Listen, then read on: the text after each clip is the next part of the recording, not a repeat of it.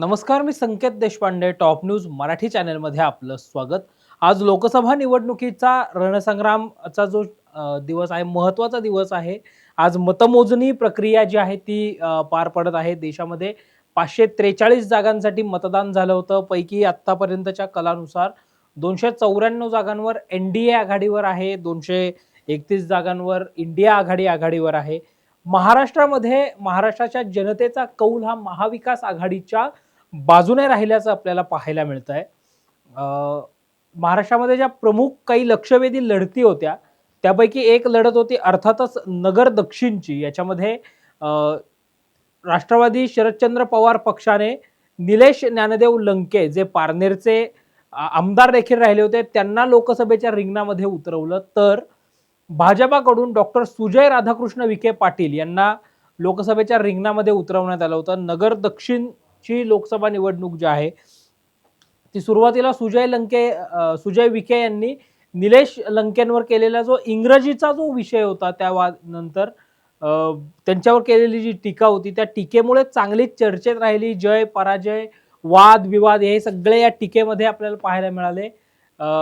आणि त्यानंतर आता प्रत्यक्ष कौल येत असताना निलेश ज्ञानदेव लंके हे आपल्याला आघाडीवर असल्याचं पाहायला मिळतंय, तर सुजय विखे पाटील हे पिछाडीवर असल्याचं आतापर्यंतच्या कलानुसार पाहायला मिळतं. एकंदरीतच जर आपण असं का याबाबतचा जर आपण एक धांडोळा घेतला तर कोविड काळामध्ये निलेश लंके यांनी केलेलं काम असेल किंवा एक जनसामान्यांचा नेता अशी निलेश लंके यांची निर्माण झालेली ओळख असेल, सर्व कधीही कोणाच्याही हक्केला धावून येणारा नेता अशी निलेश लंके यांची ओळख आहे. आणि त्याचा फायदा जो आहे तो निलेश लंके यांना इथे होताना पाहायला मिळतोय.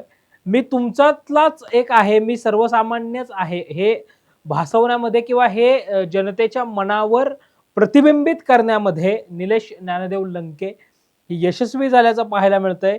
ज्यावेळी अजित पवार यांनी राष्ट्रवादीतून बाहेर पडत वेगळा निर्णय घेतला, अजित पवार हे महायुती बरोबर गेले, त्यावेळी निलेश ज्ञानदेव लंके हे अजित पवारांसोबत होते. मात्र लोकसभा निवडणुकीच्या काही दिवस अगोदरच त्यांनी आपल्या पारनेरच्या आमदारकीचा राजीनामा दिला आणि निलेश लंके जे आहेत ते शरद पवारांसोबत आले. त्यांनी तुतारी हाती घेतली आणि तुतारीच्या चिन्हावर थेट लोकसभेची निवडणूक लढवली आणि आता निलेश लंके हे विजयाच्या उंबरठ्यावर असल्याचं पाहायला मिळतंय.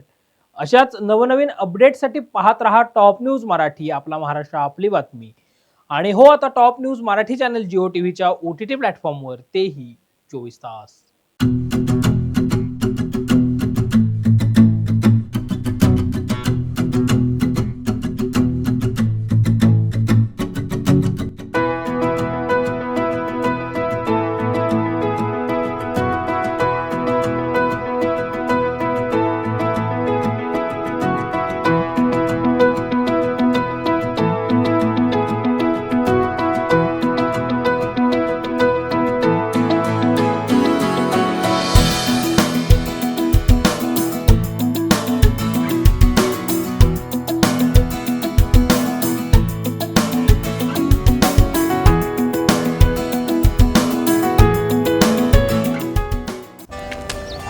Come on guys, hurry up.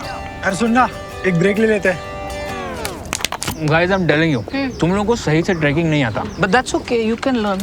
रोज का ढक्कन देना. ये रेड वाला है, सही वाला देना. अबे ढक्कन, पहले तो सही पानी पीना.